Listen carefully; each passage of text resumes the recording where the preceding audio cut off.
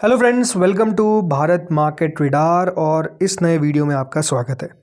दोस्तों, इस वीडियो में हम चर्चा करने वाले हैं एफआईआई डीआईआई डेटा के बारे में जो निकल कर आ चुका है।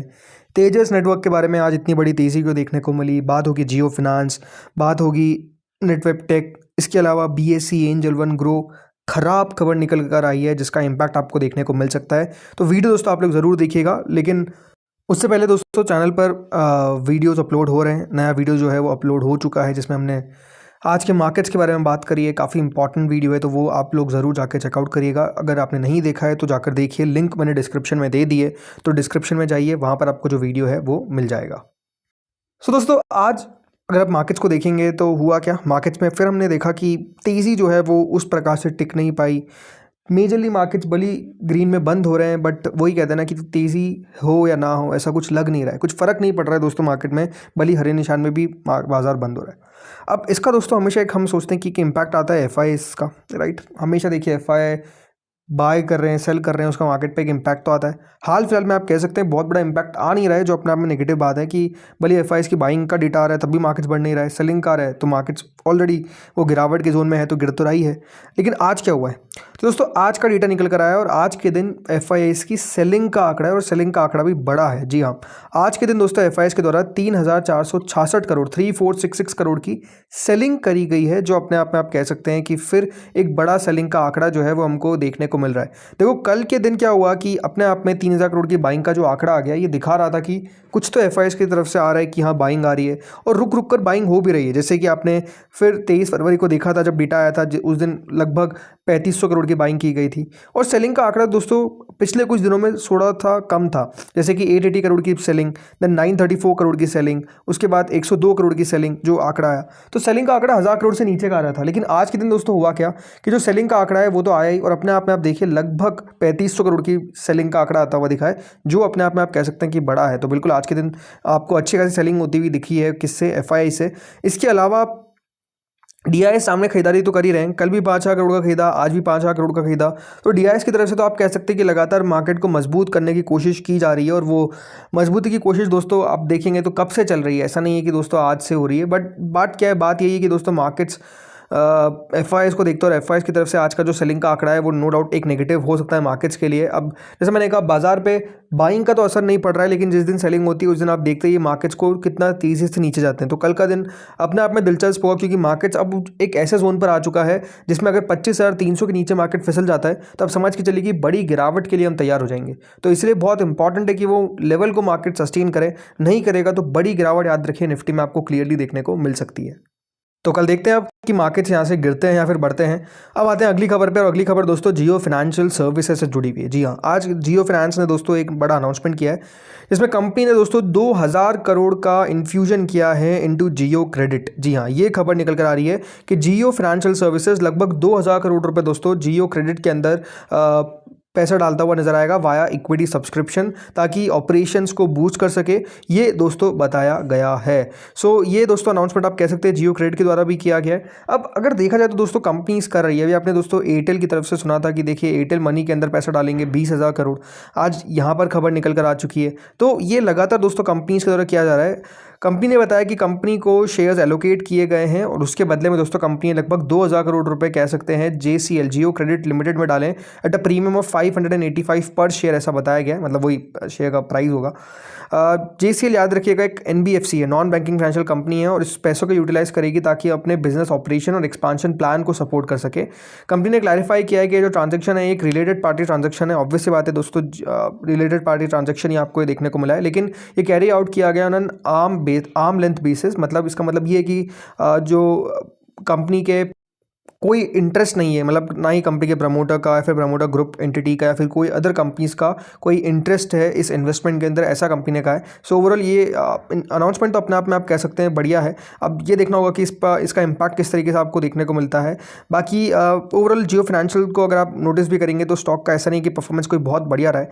अभी 256 पे ट्रेड कर रहा है, 339 का हाई है, तो ओवरऑल एक गिरावट के साथ आपको कारोबार करता हुआ दिख रहा है, बट स्टिल वैल्यूएशन हाई है। अभी जब कंपनी के नंबर्स निकल कर आए थे दोस्तों, तो नंबर्स भी अगर आप देखेंगे तो रेवेन्यू ठीक है, ठीक ठाक दर से बढ़ता हुआ दिख रहा है वाई बेसिस पे, बट क्यू ऑन क्यू पे थोड़ा डिक्लाइन ज़रूर था। बट बात वही ना कि मार्केट्स वैल्यूएशन को देखता है और वैल्यूएशन थोड़ी सी हाई है। आई थिंक ये थोड़ा सा समय आपको इस बिज़नेस को देना पड़ेगा, भले कंपनी के जेवीज़ को लेकर बात करें या फिर जो ये अनाउंसमेंट्स करते हुए नज़र आ रहे हैं, एक समय है जो समय थोड़ा सा यहाँ पर आपको देना पड़ेगा। उसके बाद जाकर देखते हैं कंपनी ग्रो कर पाती है या फिर नहीं। क्योंकि प्रमोटर ग्रुप अच्छा है तो ये कह सकते हैं कि हाँ, प्रमोटर का डेफिनेटली एक बड़ा स्ट्रेंथ याद रखिएगा इस कंपनी के अंदर है। सो लेट्स सी नाउ आते हैं अगली खबर पे, नेटवेब टेक्नोलॉजीज़ पे। देखिए नेटवेब की तरफ से एक बड़ा अनाउंसमेंट किया गया है और जो अनाउंसमेंट है वो दोस्तों एआई सर्वर्स या फिर कहूँ डेटा सेंटर्स को लेकर किया गया है। तो दोस्तों नेटवर्क टेक्नोलॉजी ने टाई किया है विथ वेटिव, जी हाँ वेटिव, ताकि ये बिल्ड कर सके cooling systems for AI servers. So यहाँ पर आप कह सकते हैं डेटा सेंटर्स को लेकर जिस तरीके से लगातार दोस्तों खबरें आ रही, देखो एक बात समझिए कि एआई और डेटा सेंटर अभी दो थीम चल रही है।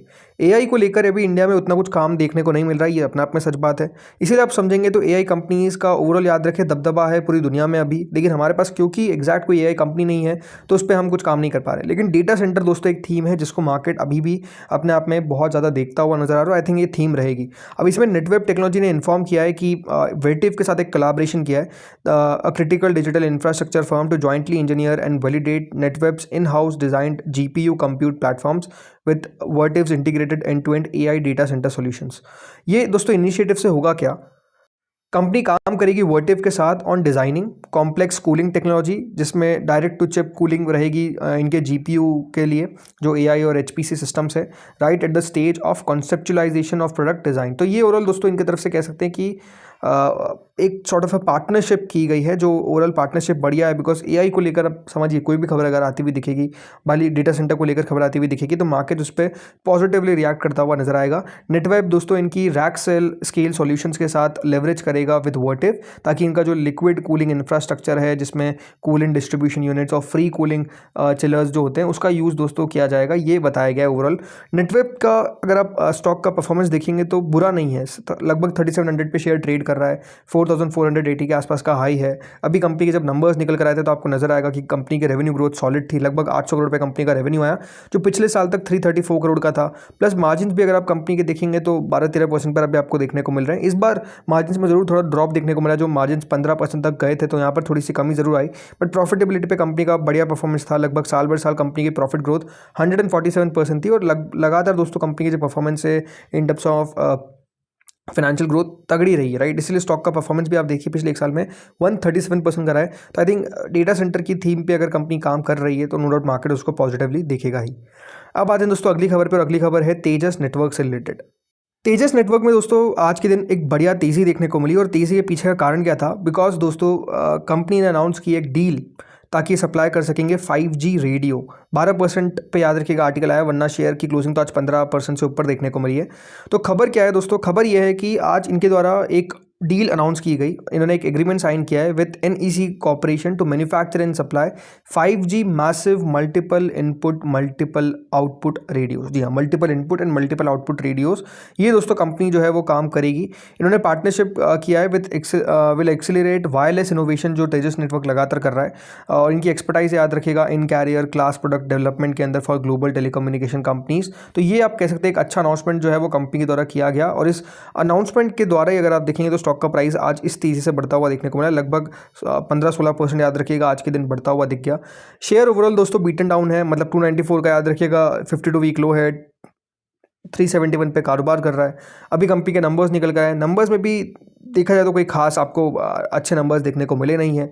लगातार दोस्तों बिजनेस जो है वो ख़राब करता हुआ दिख रहा है, लॉस मेकिंग कंपनी फिर हो चुकी है, इसलिए शेयर का जो हाल है वो भी अपने आप में बेहाल है। पिछले एक साल में 51% स्टॉक गिर गया है। तो इस खबर पे दोस्तों रिएक्शन आप कह सकते हैं, अच्छी खबर आई तो इसीलिए रिएक्शन आ गया। अदरवाइज बिजनेस अगर ग्रो नहीं कर पाएगा तो देखिए मार्केट उसको पसंद नहीं करेगा, और अभी बिजनेस ग्रो नहीं कर रहा है, बिजनेस लगातार नीचे आ रहा है, वो एक बात है जो मार्केट को पसंद नहीं आ रही है। इस खबर पर रिएक्शन पॉजिटिव आ गया, बट वही बात है ना कि दोस्तों लगातार अगर बिजनेस नहीं ग्रो कर पाएगा तो इन खबरों पर रिएक्शन आएंगे, बट वो रिएक्शन वापस से फिजल आउट हो जाएंगे। तो इसलिए बेटर है कि अभी इससे दूर ही रहे। अब आते हैं अगली खबर पर, अगली खबर दोस्तों BSE ग्रो और एंजल वन से रिलेटेड है। देखिए स्टॉक का प्राइस मैं बता रहा हूँ, चार्ट बता रहा हूँ, बट अगेन कोई बायो सेल रिकमेंडेशन नहीं है। बट हुआ क्या है आज के दिन, आज के दिन दोस्तों हुआ क्या है कि आप नोटिस करेंगे BSE का शेयर जो ऊपर जा रहा था अचानक से आप नोटिस करेंगे तो गिर गया। यही आप देखिए ग्रो का चार्ट, यहाँ पर भी आप देखिए तेजी से ऊपर जा रहा था, अचानक से थोड़ा सा नीचे आया। एंजल वन का चार्ट देखिए, ये भी नीचे था ये तो वैसे, लेकिन अचानक से ये भी नीचे गया। तो क्या ऐसी खबर निकल कर आई जिसके कारण दोस्तों आज इस प्रकार का गिरावट देखने को मिला?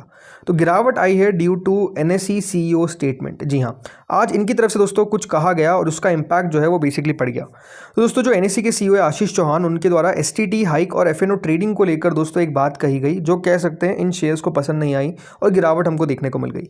बेसिकली दोस्तों इनकी तरफ से बताया गया कि जो ट्रेडिंग वॉल्यूम है वो लगातार अब कम होती हुई देखने को मिल रही है जब से टैक्स हाइक होता हुआ दिखा है, और उनका ये मानना है कि और भी डी ग्रोथ देखने को मिलेगी किसके अंदर, ट्रेडिंग वॉल्यूम्स के अंदर आफ्टर April 1, जब ट्रांजैक्शन जो टैक्सेस है ये हायर हो जाएंगे और रेगुलेशंस को और टाइटर के ऊपर दोस्तों याद रखिएगा बात की गई है। तो एक इवेंट पे दोस्तों जो NSE के CEO है वो कह रहे थे कि जो FNO वॉल्यूम्स है वहाँ पर मॉडरेशन देखने को मिला है और मॉडरेशन आगे भी हमको आता हुआ दिखेगा, क्योंकि यहाँ पर STT जो टैक्स बढ़ा है याद रखिएगा, इसका इफेक्ट जो है वो बेसिकली अब आता हुआ दिख रहा है, ये साफ साफ उनकी तरफ से कहा गया है।